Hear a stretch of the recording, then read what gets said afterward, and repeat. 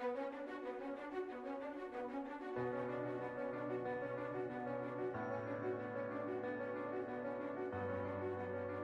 بالله من الشيطان الرجيم بسم الله الرحمن الرحيم اللهم صل على محمد وعلى محمد الأئمة والمهديين وسلم تسليما.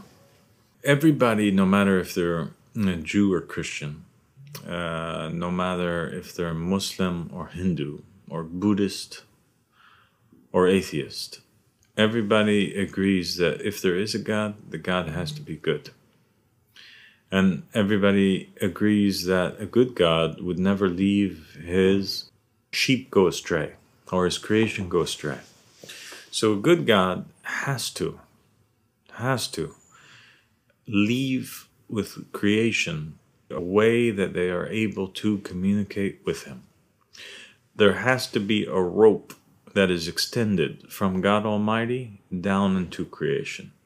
That if creation holds on tightly to, that they don't go to hellfire, or they don't go astray, or they don't go into misleading paths that will eventually lead them into places of darkness or misfortune or hellfire. Or else that would not be a God who is worthy of worship. A God who just leaves creation be confused in the middle of 1,000,001 sects and religions that are all professing to be the only true path, and each one of them is saying that the other paths are going to lead you to hellfire. So the person who comes into this world and he's truly seeking or looking for God, he has to find God's phone number. He has to know, how can I distinguish? How can I find God and find the true path? I just want him. Oh God, no matter who you are, if Buddhism is the true path, I want to be a Buddhist. If Christianity is the true path, I want to be a Christian. If Islam is the true path, I want to be a Muslim. There has to be a way to figure it out. And that was what was so attractive and still is attractive about the call of Ahmed Hassan and the message of Ahmed Hassan and the message of this da'wah, the da'wah of Imam Mahdi. Ahmed Hassan said God did leave a clear way to communicate with him. And that way was the same way, the same phone number, which he never changed from the time of Adam all the way till now. And it's very simple, and it's in front of you, and no Christian, nor Jew, nor Muslim would disagree on it. And it's this law, the law of knowing the proof or the messenger or the representative of God. How to find basically the door of God. God has to be the one who appoints his messenger or his vicegerent or his successor. And that's what we find in the book of Genesis, and we also find in the Quran that God says, Inni ja'alun fil ardi khalifa. Verily, I am making in the land a successor, a vicegerent. He is the one who is publicly appointing Adam in front of everybody. When Adam goes to creation, he can easily state, when they say, who are you? He can say, I'm Adam. And everybody knows when he says, I'm Adam, that he's the one who's appointed by God. Nobody else can go forward and claim to be Adam. Only Adam can claim to be Adam. So this divine appointment has to be enforced, protected. Nobody can claim it except for its companion. After God appoints Adam publicly, God, وَعَلِّمْ آدَمَ الْأَسْمَاءَ كُلِّهَا, and God taught Adam all of the names. He gave him all of his knowledge. So this messenger of God, who stands on the door of God, who stands on the path of God, guiding people towards God, has to be an infallible individual who knows all things and is able to answer any question posed to him by creation. There cannot be somebody who's standing at the door of God and there be other people who are more knowledgeable than him. Well, then, if that was the case, then they would be more deserving to be standing at the door of an all-knowing God.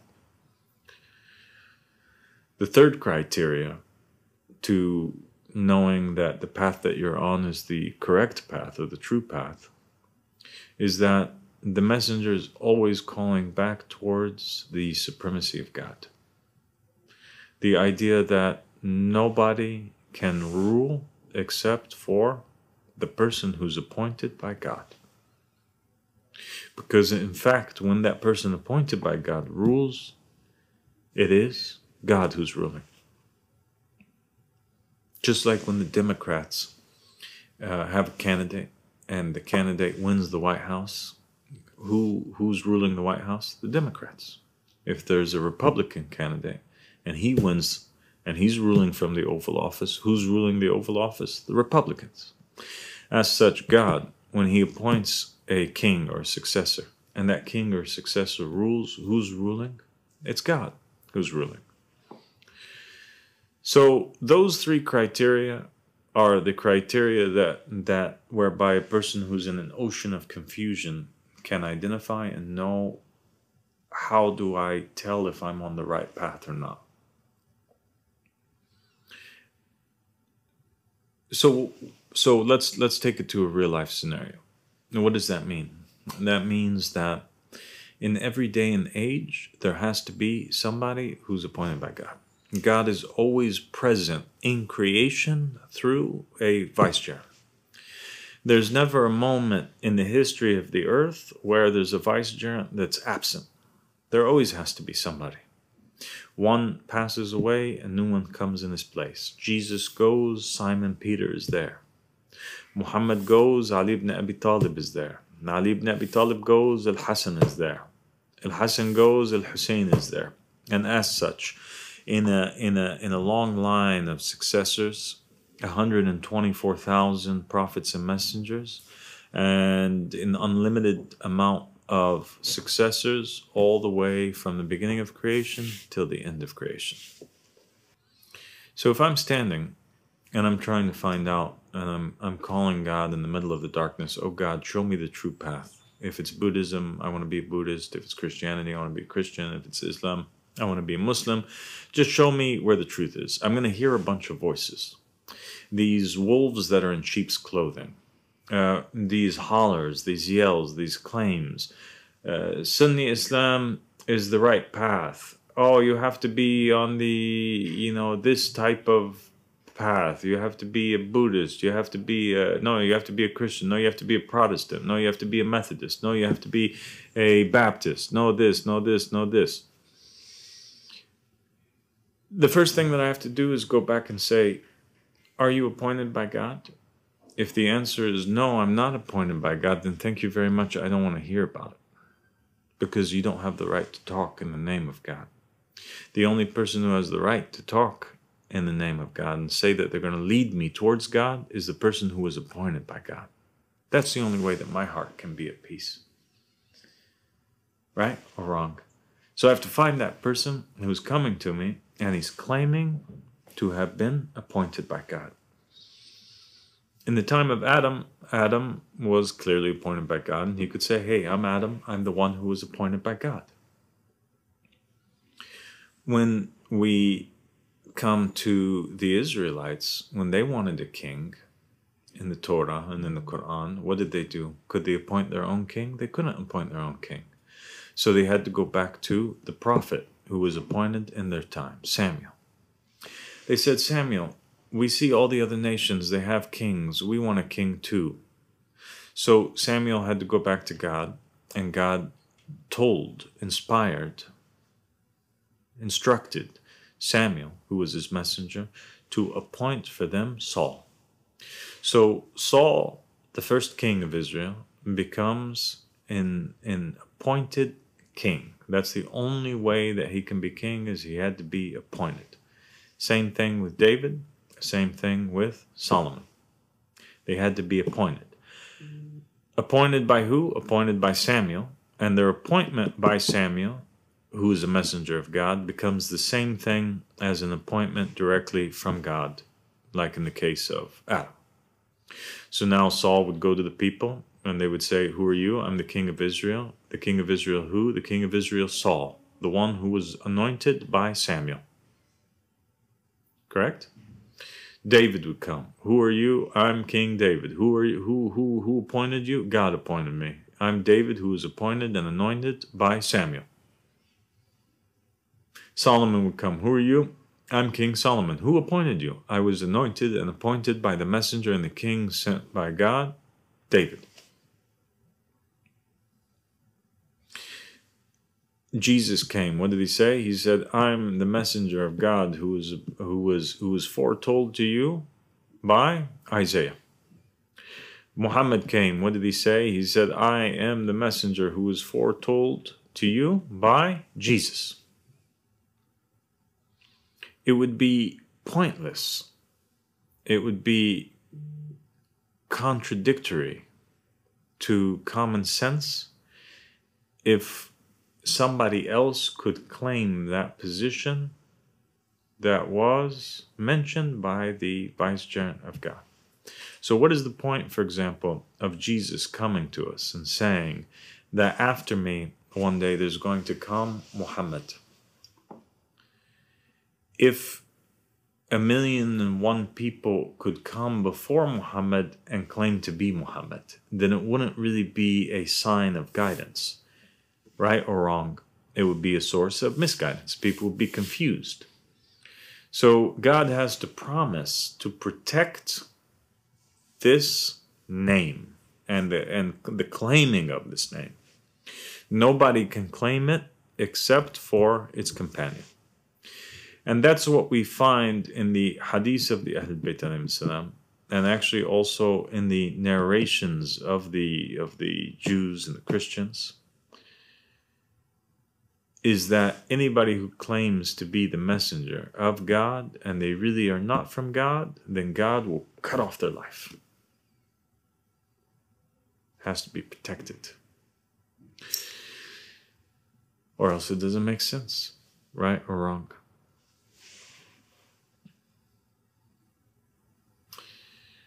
So, therefore we find that before Jesus claims to be the one who was sent and mentioned and prophesied by Isaiah and by the prophets before him, nobody else claims to be that. He's the first one who claims it. People can claim to be it after him. It doesn't matter because it's already fulfilled in Jesus. But they can't claim it before him. Muhammad sallallahu alaihi wasallam, nobody claimed to be mentioned on the tongue of Jesus before him. Nobody can claim to be the appointed king except for the appointed king. But he also has to back it up by knowledge as an added assurance for the people. And he also has to call towards the supremacy of God. He can't come with a system of rule that's based on the right of birth, for example, or based on elections, or based on any type of other political system. It has to be that God is the one who appoints, and that's it.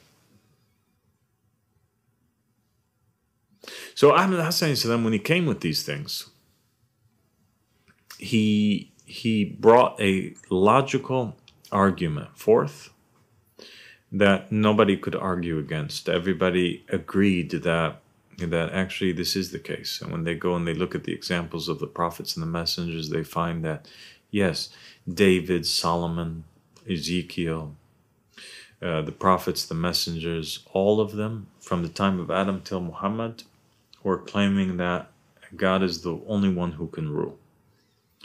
God is the only one who can appoint a king, a messenger, a vicegerent. And that vicegerent has to be knowledgeable. and that vicegerent has to call towards this system. They have to be. This criteria is an infallible one.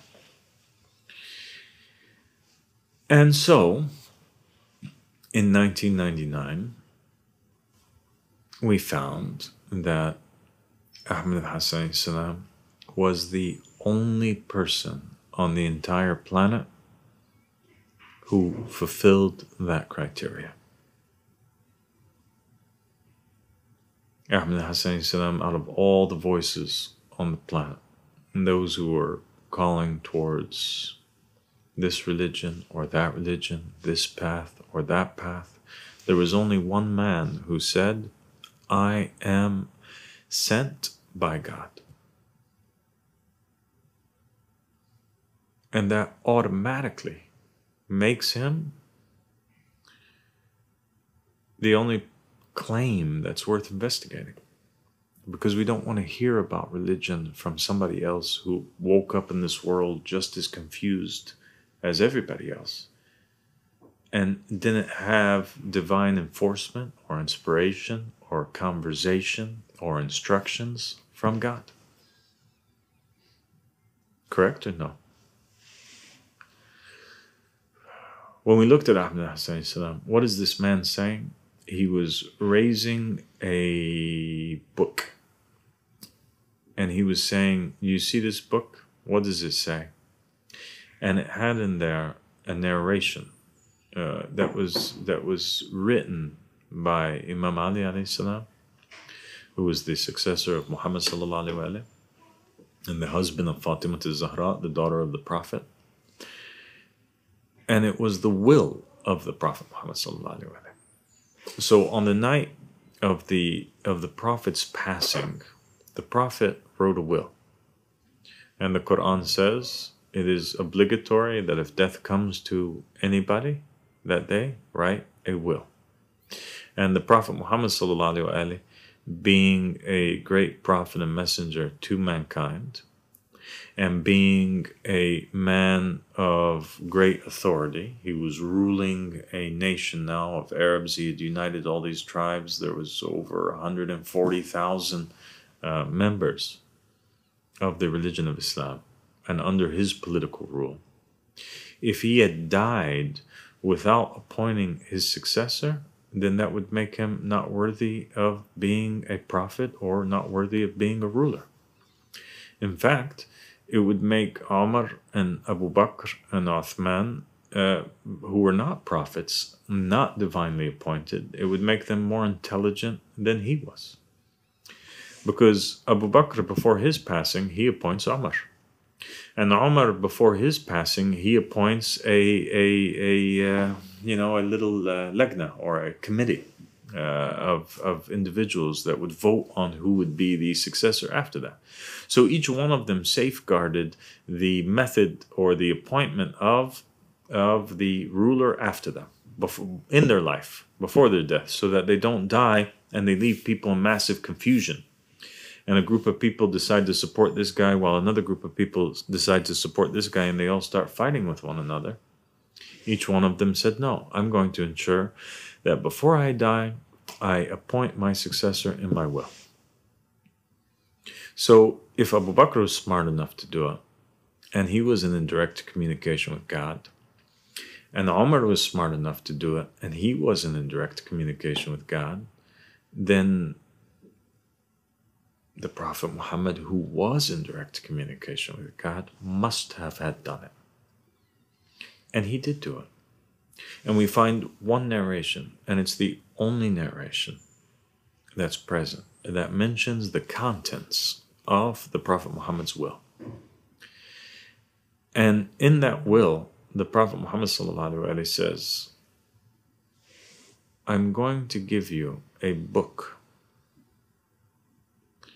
that if you hold on to it, you will never go astray. So now there's a promise. And the promise is the same promise that God gave to creation when he appointed Adam. If you hold on to Adam, you'll never go astray. If you hold on to Jesus, you'll never go astray. If you hold on to Muhammad, you'll never go astray. Muhammad also says, I'm going to give you a book, a writing. If you hold on to it, you'll never go astray. The companions, they said, no, the Quran is enough for us. We don't need this book. In a narration called the tragedy of Thursday. And so the Prophet dismissed them. And when he was with his close companions and with his successor, Imam Ali, he instructs him to write the will. In it, the Prophet says, after me, there's going to be 12 Imams. And after them, there's going to be 12 Mahdis. And then he names one by one by one by one by one the names of his successors, starting with Imam Ali.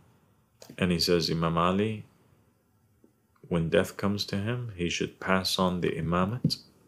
He should pass on the divine office to Imam al-Hasan.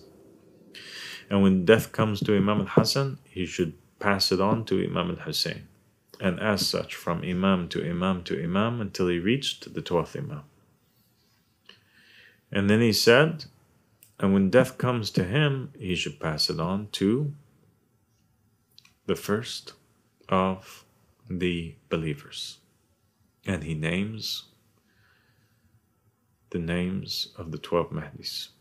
Well, at least the 3 first of the 12 Mahdis. Ahmad and Abdullah and Mahdi.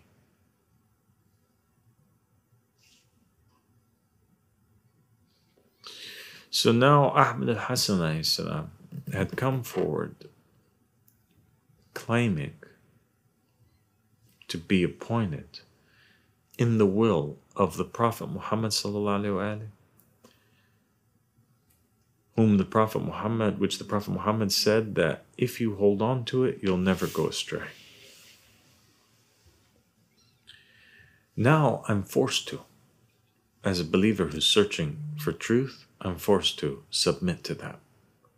Because he came to me with a letter of appointment from the Prophet Muhammad himself.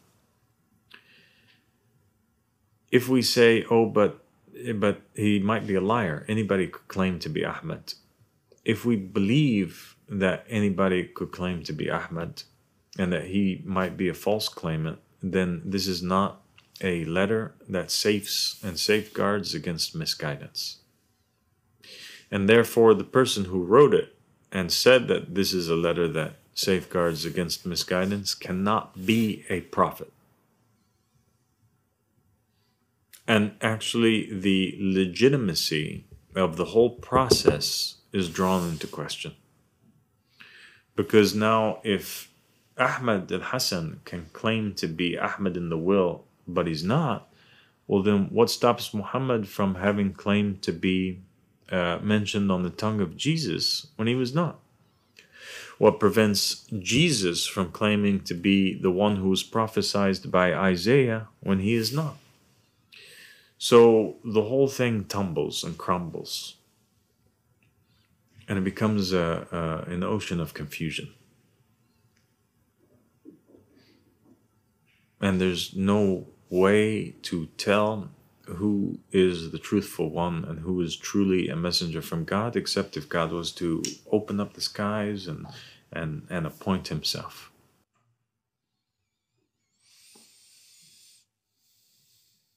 Ahmad al-Hasan then, after claiming to be Ahmad in the will, he challenged all of the scholars of Islam and the scholars and the priests and the preachers of Christianity and the rabbis of the Jews. He said, I am more knowledgeable than the Jews in regards to their Torah. I'm more knowledgeable than the Christians in regard to their Bible, in regards to their Bible. I'm more knowledgeable than the Muslims in regards to their Quran. And he answered the people's questions. And he wrote books which demonstrated that very fact, thus proving that he had divine knowledge. So now Ahmad Hassan Salam, he fulfilled 2 of the 3 criteria. And the 3rd criteria is that he came with a banner, and that banner is the banner of the supremacy of God, which is written in the Al-Bay'a Lillah, or rulership, kingship is only for God. The only person who has a right to tell other creatures what to do is somebody who is appointed by the Almighty Creator who created those creatures. That's the system of rule that the Imam alayhi salam came with. And he said it's not a new system. It's the same system that existed from Adam's time until now.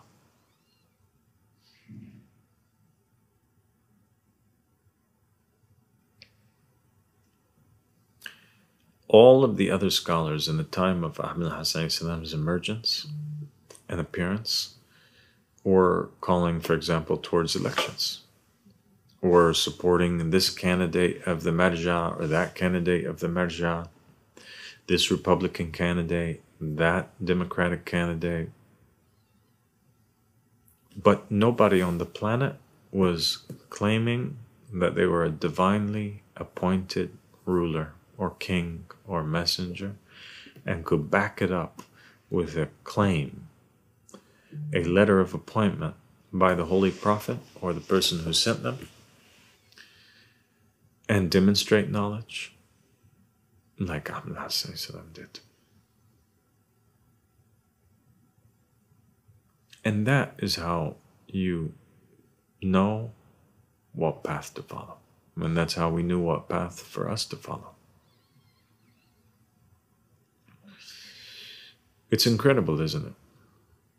And when we think about it and we look into the Gospels, we see that after Jesus had passed away, there was clear leadership for the church in the form of Simon Peter. And Simon Peter was not just somebody who came into power from his own self, but rather he had to have been appointed by Jesus before Jesus passes. And that's exactly what we find in the Gospels. Jesus publicly appoints Simon Peter.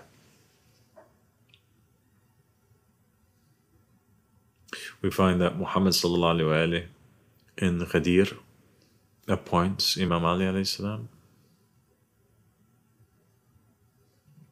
So there's a public appointment, and there's also the fact that he appointed Imam Ali alayhi salam and those who were to come after Imam Ali in his will.